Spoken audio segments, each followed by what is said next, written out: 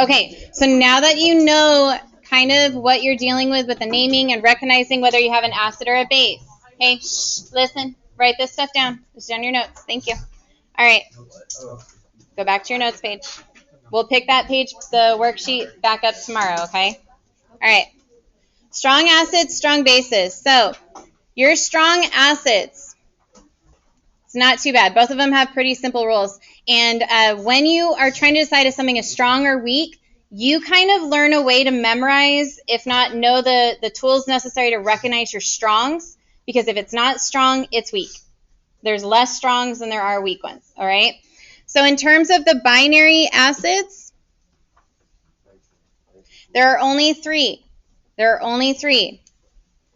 You have hydroiodic, hydrochloric, and hydrobromic. And I should have put these in a different order because the saying that goes with that is I bring clay.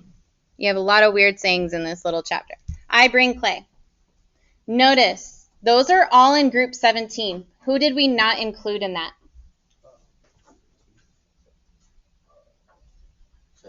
Fluorine. Fluorine. Hydrofluoric acid is a common weak one. Okay. Oh, sorry. I didn't mean to X it out. I meant that to be X'd out there. So hydrofluoric is a weak one. We always ask you about it because the other three in that group on the periodic table are all considered the strongs. Has to do with electronegativity. Who has the highest electronegativity on your periodic table? Who loves its electrons so much? Fluorine. Fluorine, 4.0. So if fluorine is holding on, not letting go, that means it's not dissociating. That was our definition yesterday. You have to dissociate, right, to be strong. So fluorine, nada. It's going to hold on so tight, all right? So hydrofluoric acid is a very common weak one. All right. For your ternary acids, you are more than welcome to memorize the list that usually chemistry teachers make their students memorize. However, I never have, so I don't recommend you do it. So what I teach with ternary is you are asking yourself this question. If it has two or more oxygens than hydrogens. If it has two or more oxygens than hydrogens. So you're going to look at their little subscripts. If I have two or more oxygens than hydrogens, then what's going on is that they're playing tug of war. Once again, the whole point of being a strong acid is they dissociate. Those oxygens win if I have a ton of them. So if I have two or more oxygens than hydrogens, they're making this compound dissociate. That's exactly what a strong acid is. Okay? So you're going to ask yourself that question. If it does not have two or more oxygens than hydrogens, then that means it's weak.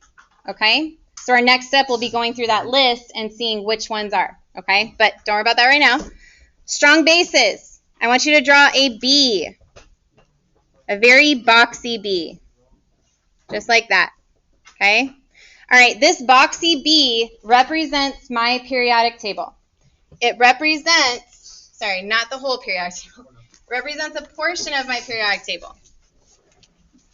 It starts up here with lithium, goes all the way down to cesium, across to barium, and up to calcium. Okay?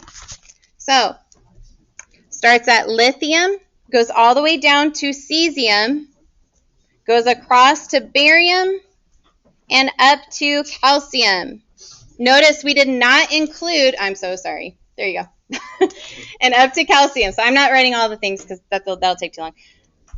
We did not include magnesium. So not magnesium. And if you look at your solubility rules, magnesium is eliminated from that too. That's insoluble. It makes magnesium hydroxides. Any of those on your periodic table attached to a hydroxide are your strong bases, and that's it. Everything else is weak. Okay? All right, short, sweet, simple. Hopefully you got those